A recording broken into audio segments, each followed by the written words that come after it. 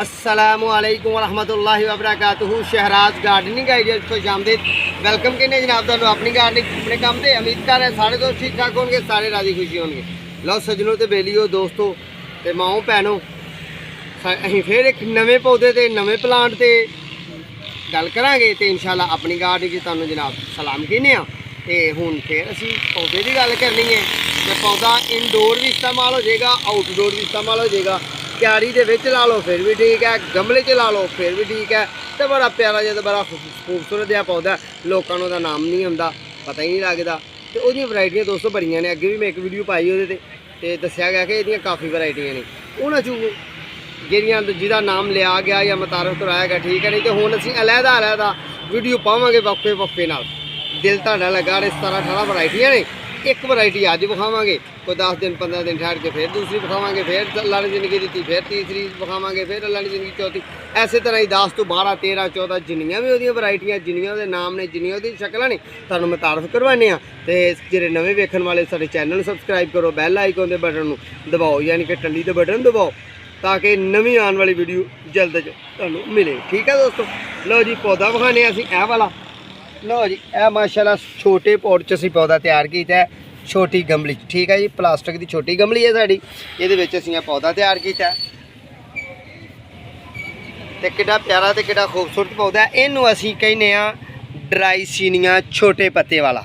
देखो दोस्तों ये माशाल्लाह कोंपला, ये जनाब इनू असीं ब्लैक ड्राईसीनिया कहने, काले रंग का ड्राईसीनिया। तो ये पत्ते वेखो कितने खूबसूरत ने, ये मट्टी वेखो थलड़ी, ऊपर वेखो कोंपल जनाब। ए वेखो ये लाइनिंग ये वेखो, ए पत्तियां की लाइनिंग बनी होंगी है जुलसाओ हो गई। तो इस पौधे की टोटली उम्र हुण तक 1 साल है, कोंपल तो लैके कलम तो लैके। ठीक है दोस्तों, यदा नाम ब्लैक ड्राईसीनिया छोटे पत्ते वाला। ठीक है जी। तो असी जनाब हुण अपनी गार्डनिंग अपने काम ते हाँ। चलो मुख्तलिफ व्यूज़ ने, जिस तरह कि मैं पहले तुहानूं विखाया है लेमन का पौधा है, ये वीडियो मैं पाई सी। तो यदा मैं लिंक भी इंशाल्लाह ऐसे वीडियो च रख दाँगा। माशाल्लाह साढ़े इस पौधे नूं लैमन आ गए हैं। जिस तरह कि पहला तुसीं छोटा जिहा व्यू वेख्या, यह भी नींबू माशाल्लाह आए हुए हैं, लैमन लगे हुए हैं। यह भी अलहमदुलिल्लाह लगे हुए हैं मेरे हत्थों कोल। यह भी 2 दाने लगे हुए हैं, यह भी 2 लगे हुए हैं। माशाल्लाह अच्छा और हैल्दी और सोहना खूबसूरत बनया। तो इस पॉट च लाया सी तकरीबन अज तू तकरीबन 6-7 महीने पहला।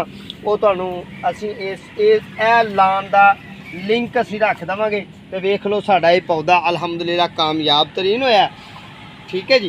तो यह भी असीं तुहानूं ला के विखाने। तो कई दोस्तों पौधे जिहड़े ने ना वो इस तरह होंदे ने कि वो साढ़े सेल हो जाते हैं। बिस्मिल्लाहिर्रहमानिर्रहीम। कई दोस्तों साढ़े पौधे सेल भी हो जाते हैं लाए हुए, वो फिर पैसे गाह के दे जाते तो बुजुर्ग बेच बूच देंगे ने।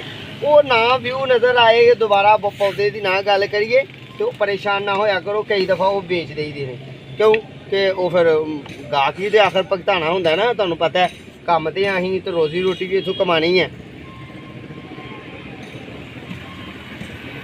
यह देखो जी बार बार तुहानूं पौधे नूं गमले चों कड्ढण दा आइडिया देने की कोशिश करी दी है कि छुरियां कुहाड़ियां नाल पौधे नूं ना कड्ढाया करो।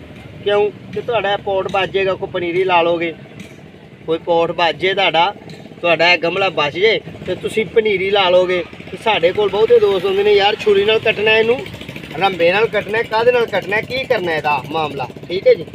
वो फिर असीं ते पै जन्ने आं बखत च। तो फिर आखीदा साडा चैनल वेखो, वो तो देसी जिहे लोग उन्होंने पता क्या ने चैनल वेखो, सानू जबानी नहीं आंदा इंज कड्ढो तो इंज कड्ढो, तो चैनल आंदा ही वेखो। ठीक है जी। लो जी असीं हुण करने पानी का बंदोबस्त। तो पानी पांदे होया फिर तीसरी दफ़ा इसदा नाम दसांगे। तो जे ये मतलब कोई वीडियो होर वेखनी होए तो मैं कोशिश करांगा चैनल चो लभ के ते चैनल का भी लिंक देवांगे वीडियो डिस्क्रिप्शन च। तो दोस्तों यदा भी कोई व्यू विखावांगे मजीद। ए देखो ना ए पत्ता इहदा, ठीक है, टुट गया, कोई गल नहीं। ये हाइट दोस्तों एडी वड्डी होंदी, बड़ा खूबसूरत प्लांट होंदा है।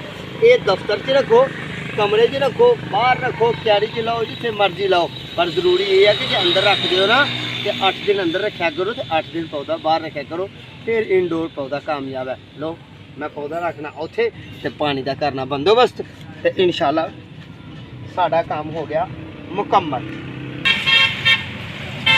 लो दोस्तों असीं चुक के रखने इत्थे ज़रा उच्ची जगह ते साडा कैमरामैन ज़रा अच्छे आ जा व्यू बना ले, खूबसूरत जी बना ले। बिस्मिल्लाहिर्रहमानिर्रहीम। लो जी साडा ये पोर्ट दे विच वड्डे च लग गया तो हुण वेखो हाँ किड्डा सोहना पौधा ते किड्डा खूबसूरत है।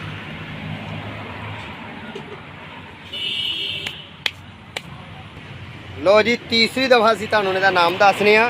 ये काले रंग का ड्राई सीनिए का पौधा है। इनडोर भी वरतो तो आउटडोर भी वरतो तो क्यारी च भी वरतो, जिथे मर्जी इस पौधे में वरतो। वरतो का मतलब लाओ।